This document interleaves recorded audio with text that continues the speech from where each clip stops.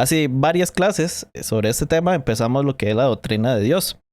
La clase pasada vimos lo que era la Trinidad y dimos un gran, una gran información en cuestión de versículos bíblicos, tanto en el Antiguo Testamento como en el Nuevo Testamento para sustentar la Trinidad.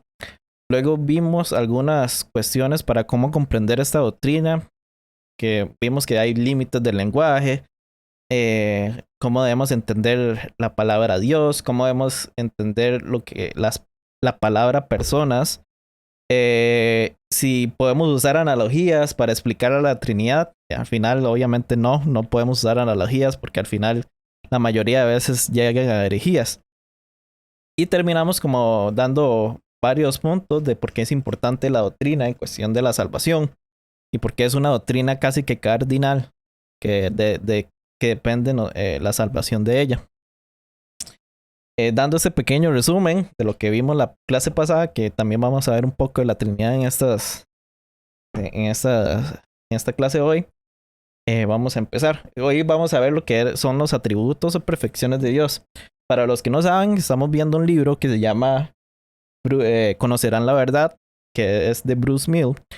Y este señor hizo este libro, se trata de es un libro de teología sistemática introductoria, es decir, que pasa por todas las doctrinas del cristianismo y da un pequeño resumen. Es como obviamente lo que es la palabra introducción.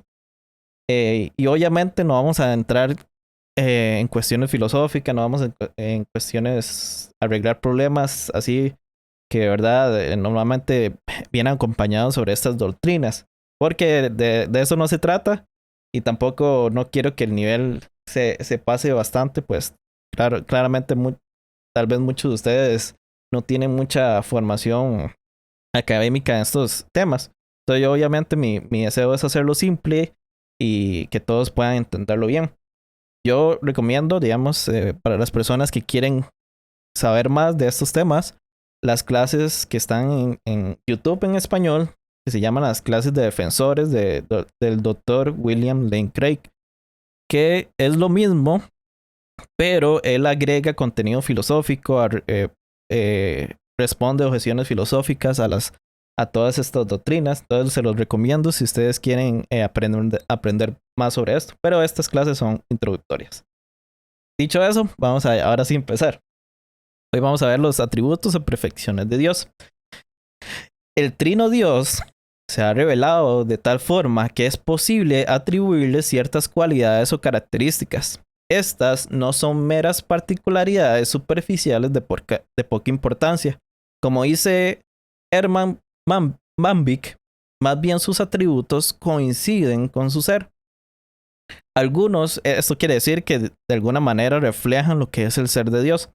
Algunos piensan que en relación con esto es útil hablar de las perfecciones de Dios en lugar de sus atributos. Estos se han clasificado en diversas formas.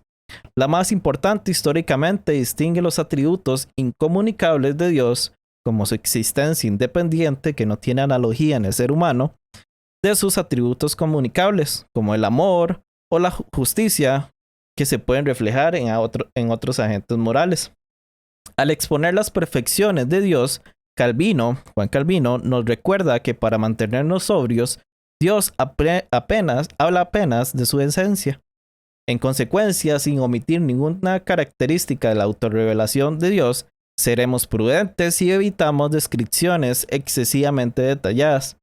Y como un paréntesis, este libro es obviamente reformado. Hay claramente en la Iglesia de Cristo hay bastantes denominaciones y hay presuposiciones en cuestiones de enseñanzas. Una de las presuposiciones que vamos a ver es lo que es la simplicidad divina, y normalmente me imagino que el autor cree en la simplicidad divina, que es que los atributos de Dios son iguales al ser, la esencia de Dios.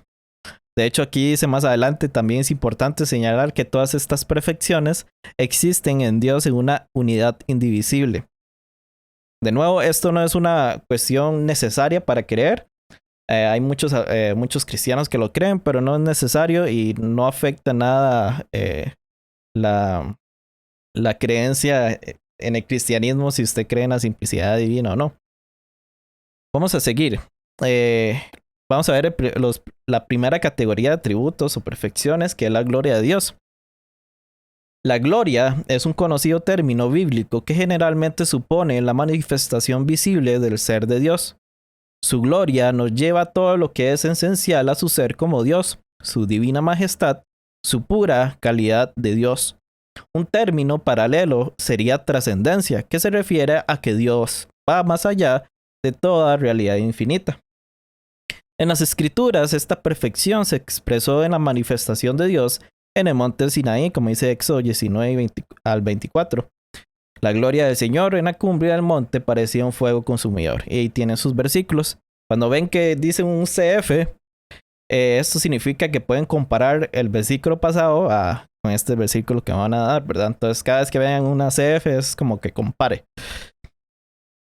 Y también en la abrumadora visión de Dios que tuvo Ezequiel en el río Quebar, en Ezequiel 1. Algo similar se refleja en la descripción del Cristo exaltado. Como dice Apocalipsis 1, sus ojos resplandecían como llama de fuego. Su rostro era como el sol cuando brilla en todo su esplendor. Después de la enceguadora revelación de Cristo en el camino a Damasco, Pablo testificó haber presenciado la gloria de Dios que resplandece en el rostro de Cristo. Y pueden ver los versículos. Esta gloria divina se percibe solo cuando caemos ante Dios en temor reverencial y adoración. La gloria de Dios se manifiesta en todas las tres personas de la deidad. Es decir, la gloria del Padre, como dice Romanos 6:4, Cristo resucitó por el poder del Padre. Luego sigue la gloria del Hijo. Como dice Juan 1:14, hemos contemplado su gloria, la gloria que corresponde al Hijo unigénito del Padre, y la gloria del Espíritu. Como dice 1 Pedro 4:14, glorioso Espíritu de Dios reposa sobre ustedes. Así que la conexión que hace entre la gloria de Dios y su triunidad es, sin embargo, más profunda que una simple lista de textos de comprobación. Cuando ustedes escuchan textos de comprobación o que un disparo de textos, normalmente esto se le llama en inglés proof, como probar los textos, y esto se utiliza en la teología como cuando usted tiene un concepto, normalmente usted tiene que probar esos conceptos bíblicamente. Entonces, cuando ustedes lean estos o proof text o textos de comprobación, cosas así, siempre son como los versículos que defienden tal concepto. Hablar de la gloria de Dios es, como hemos visto, una manera de indicar la singularidad de Dios, en virtud de la cual se distingue a sí mismo de todo otro ser y realidad. Su gloria alude a aquello por y en el cual solo Él es Dios, pero ello, al final de cuentas, no es otra cosa sino su triunidad, su ser como Padre, Hijo y Espíritu. En su existencia como el Trino y Uno, la gloria de Dios se revela altísimamente. No es de sorprenderse que los largos siglos de adoración cristiana hayan resonado con el grito, y cito, gloria sea el Padre, gloria sea el Hijo y gloria sea el Espíritu, como dice Salmo 29:9, verdaderamente en su templo todos gritan gloria. Esta perfección puede servir como término abarcador de varios otros aspectos. Por eso, la gloria de Dios implica las siguientes. La infinitud. Dios no tiene límites. Vive en luz inaccesible, como dice 1 Timoteo 6:16. Un Dios de indescifrables juicios e impenetrables caminos, como dice Romanos 11:33. Luego sería la autoexistencia, o también se le conoce también como aceidad, que Dios no depende de algo más. Como dice Génesis 1:1, Dios en el principio. Como si necesitara de algo. Él no, o sea, Él es autoexistente, no, es necesario, no necesita de otro ser, otra cuestión, otro objeto para poder seguir existiendo. Él es autosuficiente. Como dice Hechos 17:25 y los demás versículos que pueden compararlo. Luego sigue que también implica la inmutabilidad. Dios es siempre consecuente. Como dice Malaquías 3:16, yo el Señor no cambio. Santiago 1:17 dice el Padre que creó las lumbreras celestes y que no cambia como los astros ni se mueve como las sombras. Hebreos 13:8 dice Jesucristo es el mismo ayer y hoy y por los siglos. Y el fruto del Espíritu es fidelidad, como dice Gálatas 5:22, cualidad que refleja la naturaleza íntima del Espíritu. La invariabilidad de Dios se expresa en su confiabilidad y seguridad en sus relaciones con las personas. La idea total del pacto descansa sobre esta perfección. La gloria de Dios proclama la total prioridad e independencia de Dios. La creación del universo y la raza humana son actos de libre gracia y no requerimientos del ser de Dios. Por consiguiente, nuestro valor y nuestra significación primordial residen en su gloria. Este concepto de Dios es anatema para el hombre moderno. También la rechazan aquellos que afirman que un Dios independiente cuya acción va dirigida hacia su propia gloria no merece ninguna adoración. Sin embargo, ello pasa por alto el hecho de que el Dios de gloria es el Dios de gracia que se sacrificó por nosotros en la cruz para salvarnos. En consecuencia, si bien es cierto que los propósitos de Dios verdaderamente van dirigidos a su gloria y la procuran, también lo es que van dirigidos a nuestro bienestar eterno. El principio fundamental fue expresado por Calvino de la siguiente manera: por sobre todas las cosas hemos nacido para Dios, no para nosotros mismos. Estar de acuerdo o no con eso es una línea divisoria y piedra de toque para todo pensamiento humano acerca de Dios. Ahora vamos con la siguiente categoría. Señorío de Dios. Jehová, el Señor, es el título más frecuente de Dios en las traducciones españolas o en español del Antiguo Testamento. La palabra hebrea es Yahweh, íntimamente asociada con el pacto entre Dios e Israel. Es la autodesignación de Dios en respuesta al pedido de Moisés de que Dios dijera su nombre. Su significado, yo soy el que soy, que también se puede traducir seré lo que seré, representa la promesa de Dios de cumplir su propósito declarado de rescatar a Israel de Egipto para establecer en la tierra de promisión. El nombre representa la lealtad de Dios a su pueblo y la infalibilidad de sus promesas. Una convicción similar se expresa en la referencia a la soberanía de Dios.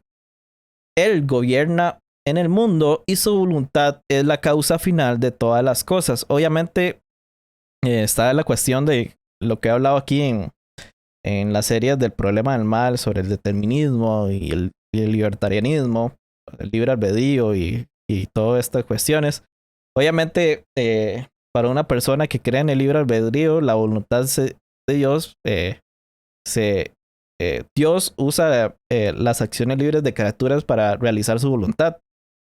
Pero también puede hacer cosas directamente él y determinarlas cuando él quiera. Por ejemplo, que el mar se parta en dos, como le hizo a Moisés o cosas así. Pero eso no afecta, digamos el libre albedrío de las personas. Y las personas que dicen que no hay libre albedrío, esto es bastante simple. Simplemente Dios, como dice aquí, es la causa final de todas las causas de manera directa, ¿verdad? Pero bueno, eso es como un paréntesis mío de lo que ya hemos hablado en otras series. Repito, y su voluntad de la causa final de todas las cosas, incluso específicamente la creación y preservación. El gobierno humano también, la salvación del pueblo de Dios, los sufrimientos de Cristo, los sufrimientos de los cristianos, nuestra vida y destino, y hasta los detalles mínimos de la vida. De nuevo, cada uno de estos versículos pueden ser explicados entre las dos presuposiciones, ya sea si crees en el libre albedrío o si no crees en el libre albedrío, ¿verdad? Dios reina en su universo, exaltado sobre todos los demás pretendientes del poder y la autoridad. Solo Él es Dios. Como dice Isaías 45:6, no hay ningún otro fuera de mí. Yo soy el Señor y no hay ningún otro. Pueden compararlo con esos otros versículos. Una vez más, es decisivo entender esta perfección del señorío de Dios en términos de la Trinidad de esta manera. El Padre es Señor, como dice Santiago 3:9, bendecimos a nuestro Señor y Padre. El Hijo es Señor, como dice Hebreos 13:20, el Dios que da la paz levantó entre los muertos a nuestro Señor Jesús. Y el Espíritu es Señor, como dice 2 Corintios 3:17, el Señor es el Espíritu. Entender el señorío de Dios en términos de la Trinidad nos previene de admitir que la perfección de Dios se degrade a la operación de una voluntad impersonal, una suerte de destino o karma que se cuelga sobre nosotros y que indolente y despiadadamente avanza. Aquel que es Padre eterno, que ama tanto al mundo, el Hijo resucitado en su humanidad sensible, y el Espíritu viviente que vino como paloma tanto como viento y fuego, este es Dios quien es Señor. El señorío de Dios se expresa en tres perfecciones relacionadas. La primera es la omnipotencia. Y como método para que no poner tantas cosas, obviamente lo reduje en la presentación, pero voy a hablar bastante de estos versículos que pueden ver en pantalla. Dios es todopoderoso, como dice Génesis 17:1. Esto se expresa vívidamente en la pregunta de Dios: ¿acaso hay algo imposible para el Señor? Pregunta hecha después de la promesa de Abraham y Sara de tener un hijo en su avanzada edad, como dice Génesis 18, como pueden ver en la pantalla. Ahí voy mencionando los versículos que ustedes ven. Y repetida nuevamente con la promesa de restaurar y libertar a Jerusalén frente a su inminente destrucción por el ejército babilónico, como dice Jeremías 32. En ambos casos, la promesa de Dios se cumplió al pie de la letra. En el Nuevo Testamento hay testimonios similares de la omnipotencia de Dios. Se revela como el Dios para quien no hay nada imposible, ya sea en el nacimiento virginal, como Lucas 1 dice, o la regeneración de la humanidad caída, como Marcos 10 dice.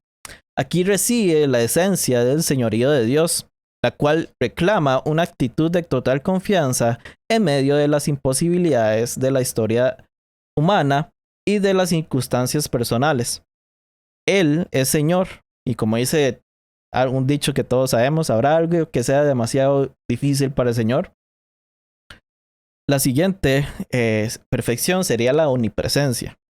Dios está presente en todas partes.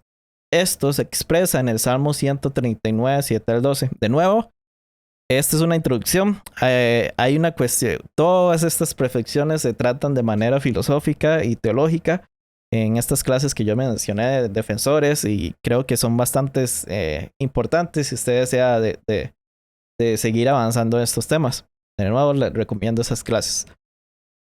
Confrontado con la perturbadora e impresionante realidad de la presencia escrutadora de Dios, el salmista comprende que no puede evadir a ese Dios ni en el espacio, ni en el tiempo, ni en la eternidad. El adulterio de David con Betsabé y su manejo de la muerte del esposo de ella pudieron quedar encubiertos en la corte de Jerusalén, pero Dios lo había visto todo y lo podía sacar a la luz en cualquier momento, como dice el 2 Samuel 12. La Biblia está llena de estas revelaciones divinas, y como pueden ver, ahí están todos los versículos desde Génesis 3 hasta Hechos 5. Así que la omnipresencia de Dios puede también ser muy tranquilizadora. Cuando triunfa la maldad y la injusticia y la fuerza bruta gobierna descontroladamente, Dios lo sabe y lo ve todo, como dice el Salmo 66 y todos esos versículos hasta Hechos 23. Dios no puede ser burlado, como dice Gálatas 6, y ha señalado un día para juzgar el mundo, como dice Hechos 17. De igual manera, somos consolados en momentos de prueba o sufrimiento personal por causa de nuestra fe. Como dice Salmo 56:8, toma en cuenta mis lamentos, registra mi llanto en tu libro. ¿Acaso no lo tienes anotado? La eternidad de Dios es un aspecto relacionado. La omnipresencia respecto al espacio tiene su equivalente en el tiempo. Como dice Salmo 90, desde los tiempos antiguos y hasta los tiempos posteriores, tú eres Dios. No hay ningún momento anterior a Él ni después de Él. La siguiente sería la omnisciencia, que es como el tema más, en mi opinión, me gusta más y más estudiado, de hecho. Dios lo sabe todo. Esta perfección está estrechamente ligada a la omnipresencia, como dice Salmo 139. Por consiguiente, las consecuencias prácticas son similares, perturbadoras, como el tío Dross, y sin embargo, tranquilizadoras. Dios ve y por eso lo conoce todo. Esto tiene particular pertinencia para el tema de juicio y se expresa simbólicamente en el abrir de los libros de Apocalipsis 20:12. El pasado no se ha ido para siempre, para Dios todo tiempo es presente. Esto ahí obviamente en la cuestión más filosófica está como las dos perspectivas de que puede ser que Dios esté fuera del tiempo, o sea, que el tiempo no lo toma él, digamos, él es como, él ve todas las cuestiones, todas las proposiciones del tiempo o sea, como si fuera un libro, como una lista, que no hay, para él no tiene importancia el tiempo, y está el otro que es que Dios está en el tiempo y sabe cuándo es ahora, sabe qué tiempo es ahora y cosas así, y bueno, hay un montón de conversación sobre este tema del tiempo. Si quieren, de nuevo, los invito a esas clases. ¿Dónde me quedé? Ok, en el juicio final, las evidencias excederán con mucho lo que cualquier juez o tribunal humano jamás haya podido considerar. La repetición de toda la vida del acusado, tanto cada acción externa como cada mínima actitud o motivación consciente. El juicio final de Dios será completamente justo. Esto pone en perspectiva lo misterioso de la vida, eventos que parecen absurdos o sin sentido. Puesto que Dios lo sabe todo, estos hechos también están sujetos a su comprensión y su voluntad. Con Dios puede haber misterios, pero nunca errores. Esta perfección no debe ser sacrificada para asegurar la libertad humana, como lo que hace la postura del teísmo abierto, como algunos eruditos han sostenido recientemente. Esto es un costo demasiado alto. La omnisciencia de Dios es fundamental para la irrevocabilidad de la autorrevelación de Dios. Si Él conociera solo en parte, su verdad sería únicamente provisoria y Jesucristo, su único Hijo, no sería la revelación definitiva, o sea, la verdad. El señorío de Dios en su omnisciencia significa que no tenemos que esperar revelaciones posteriores que pudieran reemplazar la revelación de sí mismo en Jesucristo. Como Hijo eterno de Dios, la realidad del eterno Dios, Jesús es la revelación definitiva, la verdad en quien están escondidos todos los tesoros de la sabiduría y el conocimiento, como dice Juan 14 y Colosenses 2. La omnisciencia de Dios también es la base para la obra del Espíritu Santo de revelar el pensamiento y la verdad de Dios en las Escrituras, y así garantizar su confiabilidad y su carácter definitivo, como dice Juan 16 y 17. Con esto, ahora pasamos a la siguiente categoría, que sería la santidad de Dios. El peligro que hemos mencionado antes de separar las perfecciones de Dios surge con más frecuencia con relación a la santidad y el amor de Dios. Muchos sufren una tensión continua entre el santo Dios de la ley y el amante Dios del Evangelio. Algunos resuelven esto calcando excesivamente la santidad de Dios. Lo ven como como un rigorista austero que impone una carga moral inquietante con la amenaza de un juicio futuro. Otros recalcan excesivamente el amor de Dios, convirtiéndolo en una figura sentimental, indulgente, carente de fuerza moral. El Dios de la Biblia es santo y amante a la vez. Es una unidad inseparable en cada persona de la Trinidad. La santidad de Dios es central a su ser. Esto es particularmente destacado en el Antiguo Testamento y pueden ver todos esos versículos ahí. Su ausencia relativa en el Nuevo Testamento es más aparente que real, en vista del énfasis nuevo testamentario en la persona y la obra del Espíritu Santo. El elemento fundamental del término hebreo Kodesh, que se traduce santo en la Biblia en español, es más probable que signifique separación, con el significado positivo de dedicación a ser la propiedad de. En relación con Dios tiene dos significados. El primero sería que Dios es distinto, separado de todo otro ser.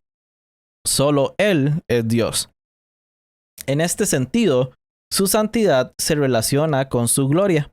Algo de esto se observa en la visión de Isaías que dice: Santo, santo, santo es el Señor Todopoderoso, toda la tierra está llena de su gloria.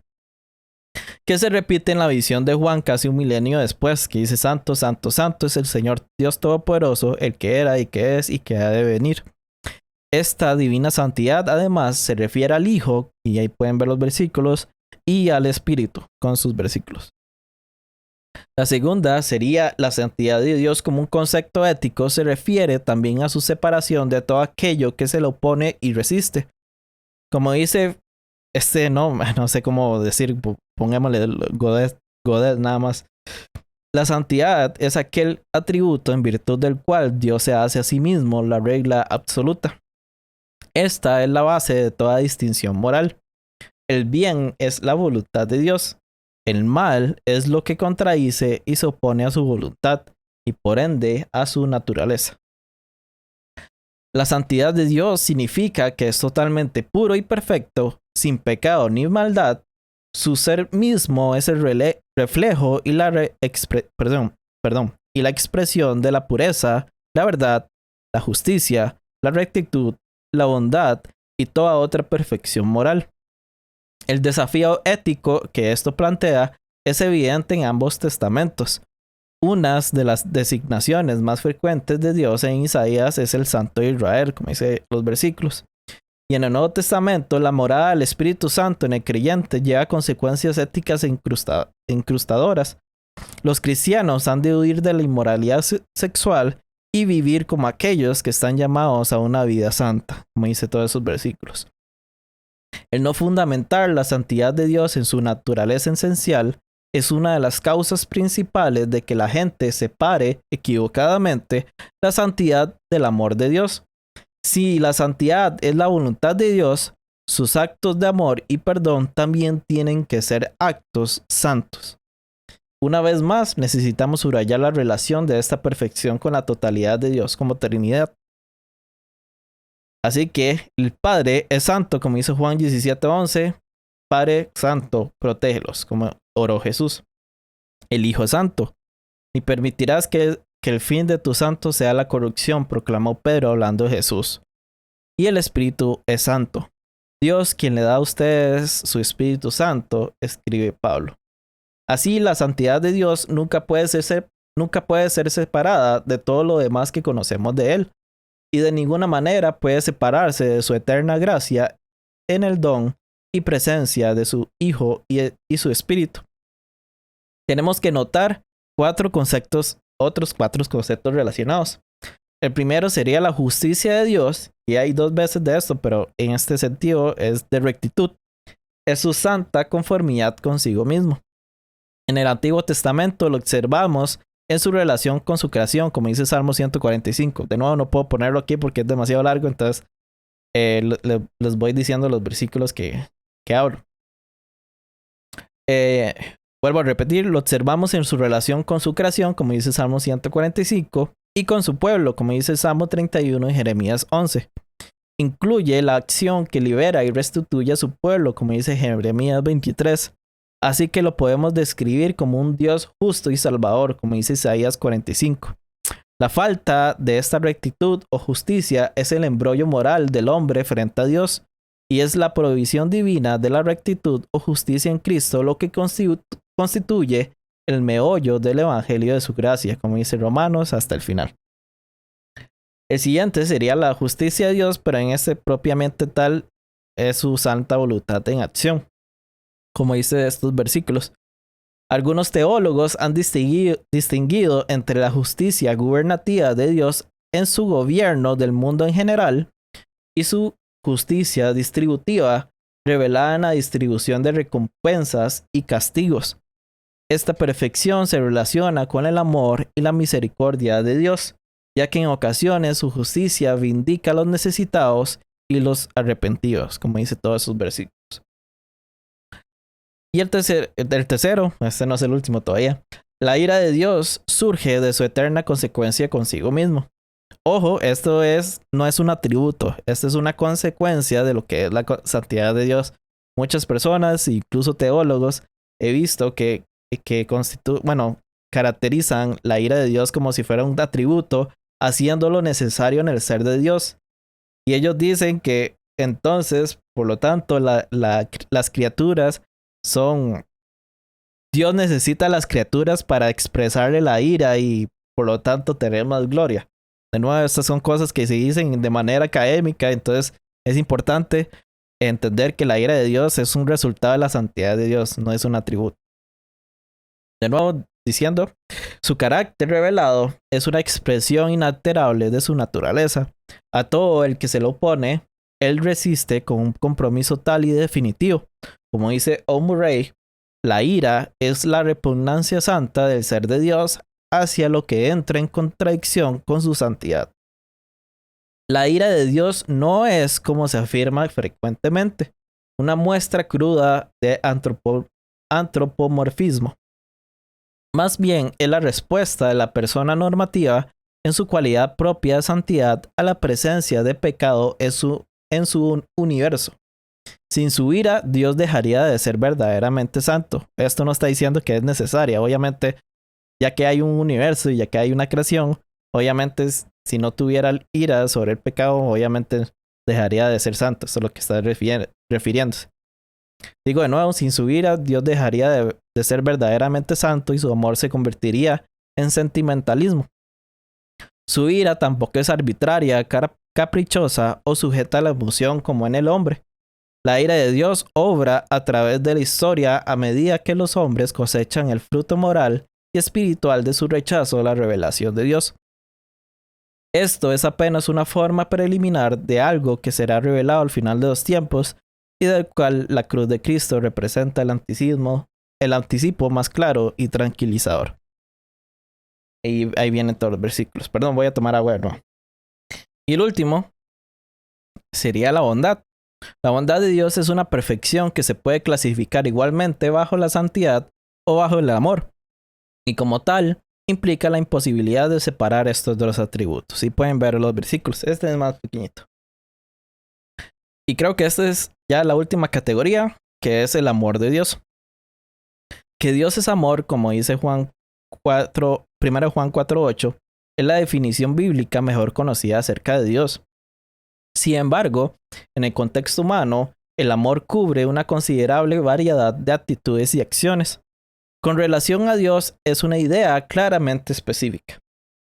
Como dice 1 Juan 4:10, en esto consiste el amor, en que Él nos amó y envió a su Hijo para que fuera ofrecido como sacrificio por el perdón de nuestros pecados.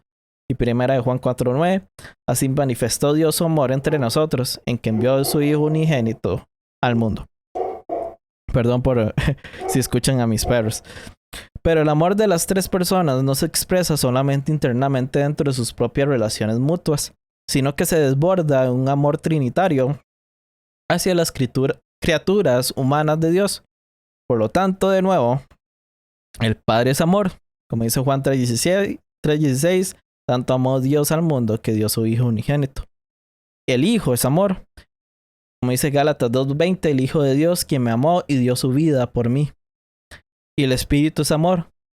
Les ruego, hermanos, por nuestro Señor Jesucristo y por el amor del Espíritu, dice Pablo de nuevo en Romanos 15:30. La palabra que se usa aquí es ágape. Tiene comparativamente poco uso fuera del Nuevo Testamento. El término griego más común es eros, que habla de un amor que se obtiene a un objeto digno, mientras que ágape es un amor hacia lo indigno, hacia alguien que ha perdido todo derecho a la devoción del amante. El Antiguo Testamento da testimonio de este amor en el caso del amor de Dios para con Israel, como dice Deuteronomio, creo que es 7:7. Y el amor de Oseas para su esposa infiel, como dice Oseas 3:1 en adelante. Esto parecería volver a la división que hemos intentado superar entre la santidad y el amor de Dios. ¿Cómo podemos entonces reconciliar a este Dios que obra libremente por amor con el santo Dios que es celoso de su gloria? Sin embargo, debemos recordar que la santidad de Dios es la base y la fuente de todo bien.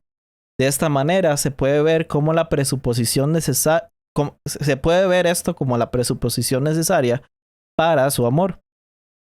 Además, solo aquel que es libre y plenamente Dios puede condescender libre y plenamente a otro en un amor ágape, que está arraigado en el amor eterno y mutuo de las tres personas de la santidad de la Santísima Trinidad. La santidad y el amor se conjugan perfectamente en la persona y la obra de Jesucristo. Por ser Dios, Jesucristo encarna la divina santidad que está separada de todo mal y pecado y lo resiste.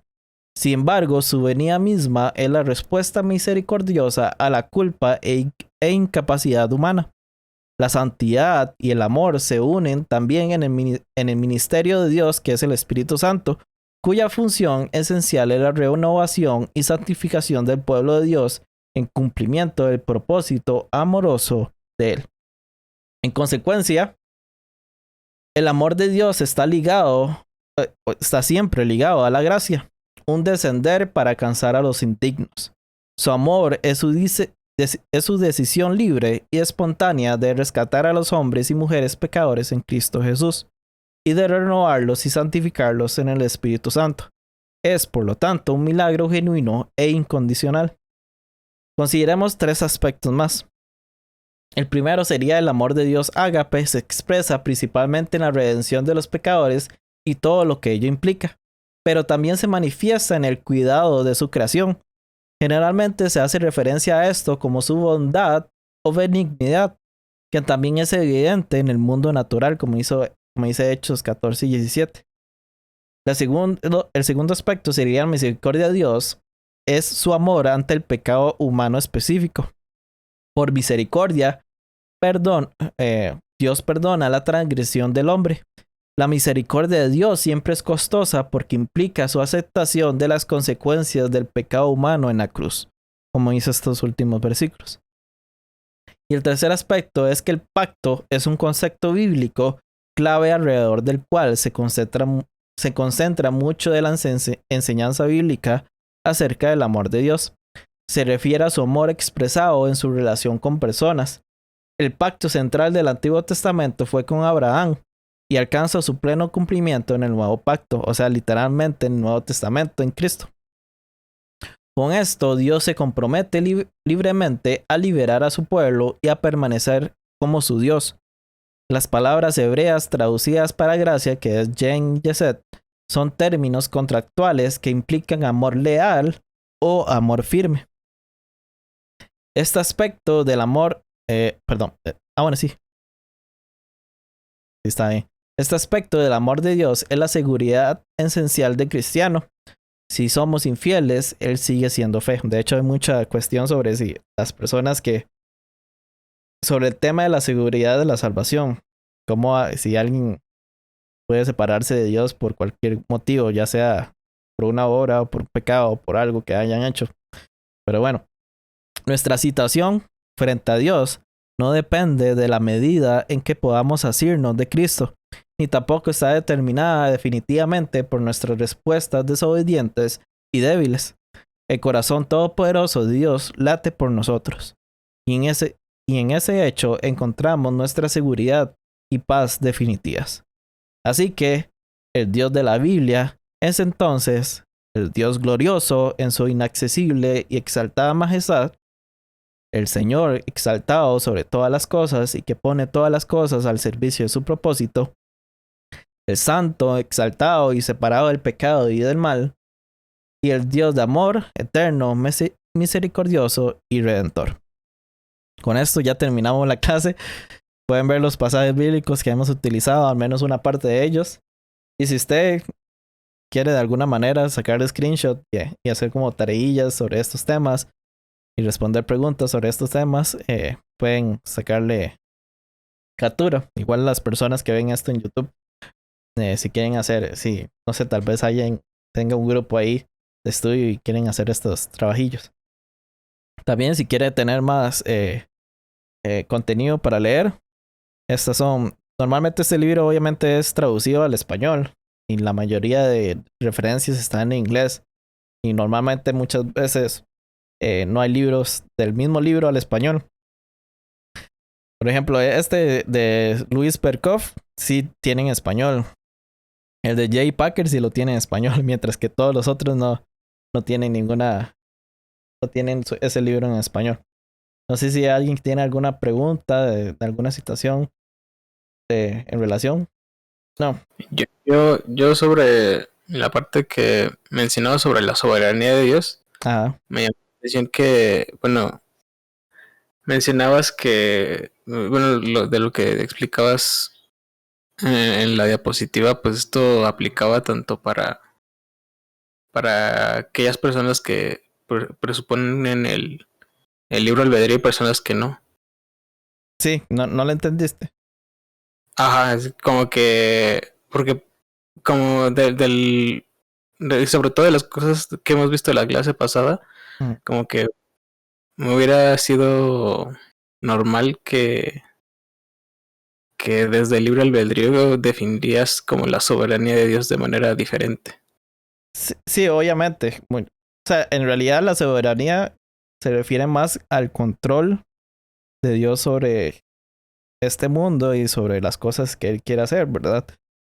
Y con eso, obviamente, mucha gente de manera mal hecha solo lo definen como que Dios, esto se refiere a que Dios es la causa me refiero obviamente a la causa determinista divina de todas las cosas, pero no necesariamente. La soberanía simplemente representa el control de Dios sobre todas las cosas. Es por eso que, como antes lo decía, los textos de comprobación, eh, sí, cada una de estas perspectivas tienen los mismos textos de comprobación. Simplemente la conversación o la discusión aquí parte ya más a una cuestión filosófica. Por eso que muchas veces creo que las discusiones que hay sobre el calvinismo, arminianismo, prácticamente son sin sentido, pues al final yo creo que los dos tienen los mismos textos de comprobación, nada más que sus presuposiciones filosóficas son diferentes y es por eso que llevan a caminos diferentes. Es por eso que yo creo que, que al final, o sea, hay que tenerle respeto a las demás perspectivas. Ellos tienen propios, sus propias formas de defender una visión bíblicamente. Pero muchas veces, o prácticamente todo, bueno, si ustedes ven las clases de defensores, eh, casi, casi siempre todas las discusiones parten a la parte filosófica de lo que algo quizás bíblicamente llega hasta cierto punto. Por ejemplo, con respecto a la eternidad y el tiempo, hay demasiados textos bíblicos que Dios dice que Dios es eterno, que hace que Él es eterno. Pero la Biblia ya no pasa en el punto filosófico que si esa eternidad se refiere a que Dios está fuera del tiempo y por eso es eterno, o que ya en el tiempo es infinito, digamos, es desde que comenzó hasta el punto de llegar a ser infinito. Obviamente, antes de la creación no había tiempo, entonces Él era eterno, hace la creación, existe el tiempo y Él entra en el tiempo y por lo tanto Él continúa hasta el infinito, ¿verdad? Pero la Biblia no habla de estas cuestiones filosóficas. Yo creo que también pasa mucho en otros temas. Por ejemplo, en este caso de la soberanía de Dios, la Biblia llega hasta cierto punto a probar nuestras doctrinas, pero hay cuestiones más filosóficas, como en este caso con el libre albedrío, donde Dios es soberano, tiene control de todo, pero ¿de qué manera es soberano? O sea, determinando casualmente todas las acciones o usando acciones libres para llevar a cabo su voluntad. De nuevo, estas discusiones al final siempre llegan a la parte filosófica, puesto que la Biblia normalmente solo llega hasta cierto sentido, puesto que la Biblia no es un libro de filosofía, la Biblia no es un libro de ciencia, la Biblia no es un libro de cuestiones así, simplemente es la voluntad de Dios escrita para resolver nuestro dilema moral, ¿verdad? Ante Dios. Entonces, en cuestión, bueno, en resumen, En este caso, lo de la soberanía de Dios, de nuevo, todas las perspectivas tienen su forma de defenderlo, tiene sus textos de prueba. Simplemente creo que cada uno puede interpretar estos versículos de diferente manera porque presuponen cosas diferentes. Eso. No sé si respondí tu pregunta al final, ya se me olvidó cuál era la principalmente. No, sí, de hecho, sí, ya respondiste, ya entendí. Gracias.